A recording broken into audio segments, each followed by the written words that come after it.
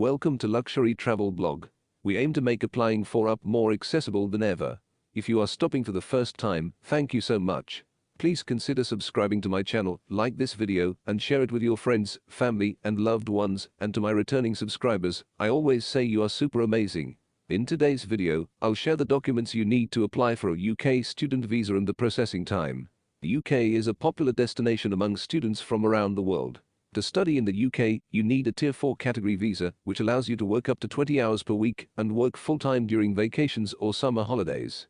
The UK has a points-based visa system designed to be objective and transparent. To apply for a student visa, you need to gain 40 points. This includes 30 points for a confirmation of acceptance for studies from the university, college, or school where you want to study. Before applying as a general student of Tier 4, you must have a confirmation of acceptance for studies, CAS. It's something issued by your university to prove that you have a place with them.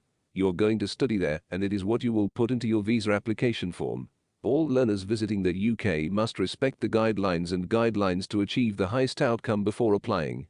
Also, ensure that all the documents are original and in English, but if not in English, the translation needs to be tested or checked by the Home Office. You can apply for a student visa from outside the UK or inside the UK, but the only thing is that the conditions may slightly differ. If you are applying from outside the UK, the earliest you can apply is 6 months before your program starts, and if you are inside the UK, the earliest you can apply is 3 months before your program start. To acquire your UK student visa, you have to provide evidence of proficiency in the English language. This usually means passing a secure English language test to be able to prove your communication and correspondence skills. After your application, you will receive an offer letter from the university. You would have to pay a certain amount of the fees. After your payment, you will receive your CAS, with which you must file for a visa once your documents are verified and genuine. There are certain documents you must arrange before going for a student visa in the UK. In order to get a successful student visa, you are required to provide documents when applying for a student visa in the United Kingdom. 1. A passport is required for travel. 2. Results of tuberculosis tests in passports. 3. Recent passport photos. 4. Evidence of the fund's existence.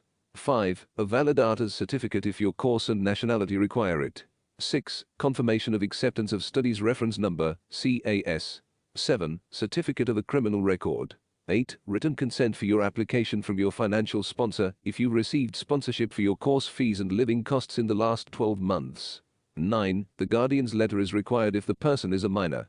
Processing usually takes about 3 weeks for your visa to come out if you apply outside the UK. It's currently taking an average of 4 weeks to decide on student visas. So make sure you are on top of things. If you are in the UK, you'll usually get a decision within 8 weeks. Visa fees. If you are applying outside the UK, you will have to pay £363 for your visa, and in the UK, you will have to pay £490, and if you are applying for yourself and your family, this amount is for one person and not for everyone. You will also have to pay for your immigration health surcharge. How much you will pay depends on how long your visa will last. I will leave the link below in the description box to calculate your immigration health surcharge. There are a lot more tasks required to be eligible for an interview. If you want to know how to best prepare for it, check out Leap Scholar. They might help you speed up the process. Getting a visa might be challenging and require effort and dedication, therefore, make sure to take the correct guidance. Thank you for watching this video.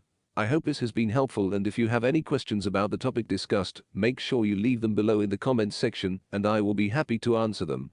That said, we have come to the end of today's video. Please do not forget to subscribe to my channel.